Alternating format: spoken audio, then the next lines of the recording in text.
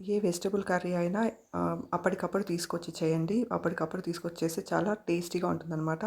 ఇక్కడైతే మేము బీట్రూట్‌ని అప్పటికప్పుడు తీసుకొచ్చి చేస్తున్నాము. బీట్రూట్‌ని, క్యారెట్‌ని కర్రీ అయితే చేస్తున్నాము. బీట్రూట్‌ని అయితే ఇలా భూమిలోంచి పెరికి తీసుకున్నాము. ఇంకా ఇక్కడ క్యారెట్‌ని కూడా అదే విధంగా పెరికైతే తీసుకున్నాము. బీట్రూట్‌ని, క్యారెట్‌ని వాటర్‌లో వేసి బాగా కడిగేసి వీటినైతే కర్రీ చేయబోతున్నాము. బీట్రూట్, క్యారెట్ ఇలా ఉంటాయన్నమాట. వాటి ఆకులు ఇలా ఉంటాయి. వీటినైతే లీవ్స్‌ని సెపరేట్ చేసి నీళ్ళలో బాగా కడిగేసి అయితే తీసుకున్నాము. ఇప్పుడు వీటిని పైన స్కిన్ అంతా పీల్ చేసి ఎడ్జెస్ అంతా కట్ చేసి దీన్నైతే పైన స్కిన్‌ని పీల్ చేస్తున్నాను. స్కిన్ అంతా పీల్ చేసి చిన్న చిన్న ముక్కలుగా అయితే కట్ చేసుకోబోతున్నాను. బీట్రూట్‌ని, క్యారెట్‌ని రెండిటి పైన పీల్ చేసేసి వాటిని చిన్న చిన్న ముక్కలుగా కట్ చేసుకొని నేను క్యారెట్ బీట్రూట్ ఫ్రై అయితే చేయబోతున్నాను.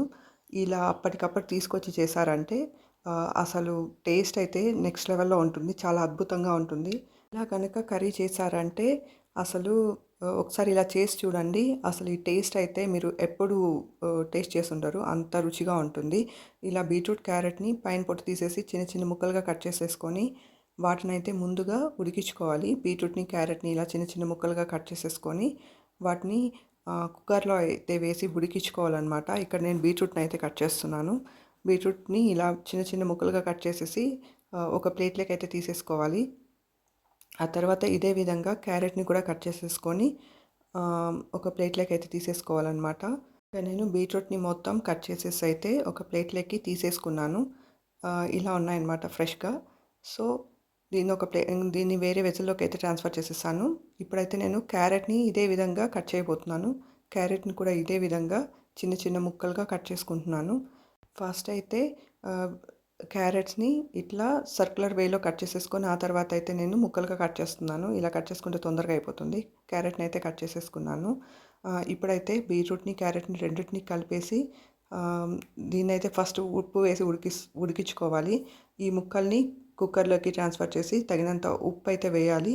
తగినంత రుచికి సరిపడా ఉప్పు వేసి అందులోకి కొంచెంగా నీళ్లు వేసి ఒక 2, 3 విజిల్ అయితే ఉడికించుకోవాలి. ఇక్కడ చూసారు కదా బీట్రూట్, క్యారెట్ బాగా ఉడికిపోయింది. నేనైతే 2 విజిల్స్ పెట్టాను. బాగా ఉడికిందనమాట.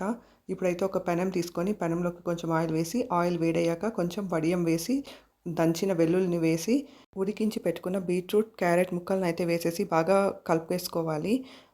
ఒకసారి బాగా మిక్స్ చేసామంటే కింద వెల్లుల్లి ఉంది కదా వెల్లుల్లి వడియం బాగా మిక్స్ అవుతుందన్నమాట బీట్రూట్, క్యారెట్‌తో పాటు. పల్లీలైతే బాగా వేయించి పొడిగొట్టి రెడీగా పెట్టుకున్నాను. పల్లీల పొడినైతే ఇప్పుడు నేను మిక్స్ చేస్తున్నాను. ఇలా బీట్రూట్, క్యారెట్ ఫ్రైలోకి ఇలా వేయించి పొడి కొట్టుకున్న పల్లీల పొడి వేస్తే చాలా టేస్టీగా ఉంటుంది.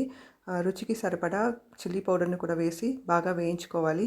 మీరైతే పల్లీలు వేయించేటప్పుడు ఎండుమిర్చిని కూడా వేసేసి ఫ్రై చేసేసుకొని డైరెక్ట్‌గా కూడా వేసేసుకోవచ్చు. పసుపు వేసి తగినంత ఉప్పు వేసి బాగా కలిపేసి ఒక 2 మినిట్స్ సిమ్‌లో పెట్టి కలిపామంటే tasty and healthy beetroot, carrot fry ready అయిపోతుందన్నమాట. ఈ కర్రీ అయితే చాలా టేస్టీ. డైరెక్ట్‌గా రైస్‌తో కూడా తినొచ్చు. సాంబార్‌తో, పెరుగుతో కూడా మంచి కాంబినేషన్ అనమాట సైడ్ డిష్‌గా. ఇంకా ఉప్పునైతే మీరు చెక్ చేసుకోవాలి. సరిపోకపోతే కొంచెం మిక్స్ చేసుకోవాలన్నమాట. అంతే. ఇందులో విటమిన్స్, మినరల్స్ అధికంగా ఉంటాయి. యాంటీ ఆక్సిడెంట్స్ కూడా ఉంటాయి.